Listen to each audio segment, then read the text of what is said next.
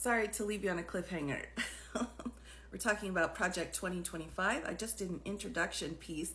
I'm trying to keep each of these posts to 3 minutes or less. So with that, I am now in chapter 1, which is part of section 1. And section 1 is called Taking the Reins of Government. And again, it's redesigning the executive branch. And the very first chapter says White House Office, and it's written by Rick Dearborn, and it covers 16 different offices or different positions in the executive branch. And he sets out how he wants them designed, additional tasks to be assigned to each of these different positions, who should be hired for the positions. Also, we have a section where they want to add some committees. So there's an additional 3 committees added in order to filter information before it gets to the president, and then defining goals. Now, each one of these positions, ultimately, the goal is to forward the president's agenda and not have anything get in the way of that. So let me read out to you what the 16 different positions or offices are that he's covering. Again, now each one of these, the Heritage Foundation is preparing a database in order for the president to choose people who are appropriate conservatives in order to fill all of these positions. So here are the different offices I was talking about. 1, the Chief of Staff. Then we have Deputy Chief of Staff, Principal Deputy Chiefs of Staff, Senior Advisors, White House Counsel, which is interesting. The change in White House Counsel is, rather than going forward and having the law be what is the number one issue, what they're trying to do is reduce any kind of conflict with the president. So rather than this being a situation of an impartial counsel advising the president, it would be more like a plaintiff's attorney advocating for the president and really pushing wholeheartedly for the president's agenda. So that's White House Counsel. Next, we have Staff Secretary, Office of Communications, Office of Legislative Affairs, Office of Presidential Personnel, which would essentially be replaced by this database that the Heritage Foundation wants to put together of thousands and thousands of extremely conservative Americans that have been pre-approved and vetted in order to be hired for all of the thousands of positions that would be available. So only people who had been pre-approved by the Heritage Foundation would be allowed to have any of these positions in the executive branch.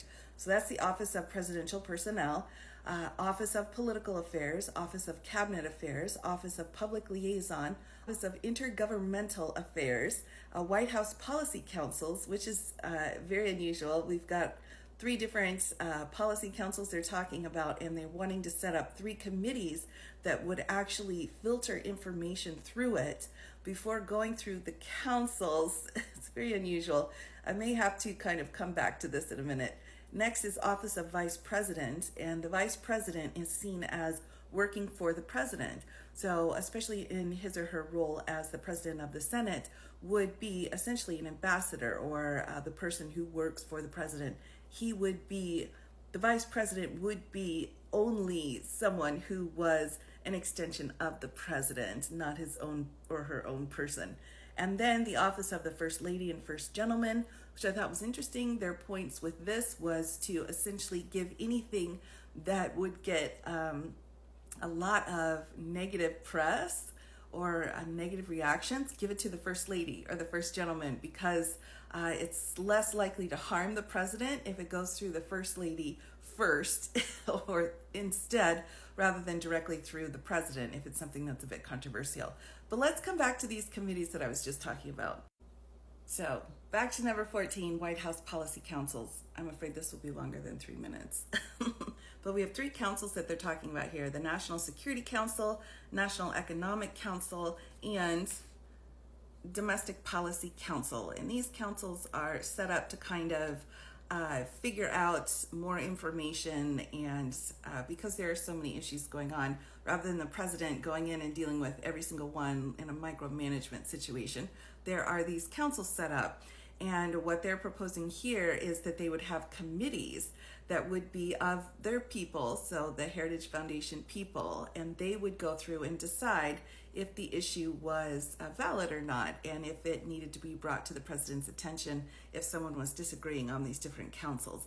couple of quotes, one in particular that I thought was very interesting, and it's on page 38 within this whole discussion of these committees that would be in charge of the information from the councils that would be involved in getting information to the president if there was some kind of conflict. So here is one particular quote, again on page 38. While other chapters will cover specific policy goals for each department or agency, incoming policy councils will need to move rapidly to lead policy processes around cross-cutting agency topics, including countering China, enforcing immigration law, reversing regulatory policies in order to promote energy production, combating the left's aggressive attacks on life and religious liberty, and confronting wokeism throughout the federal government. So that's quite specific on page 38. So again, this is all listed under number 14, the White House Policy Councils.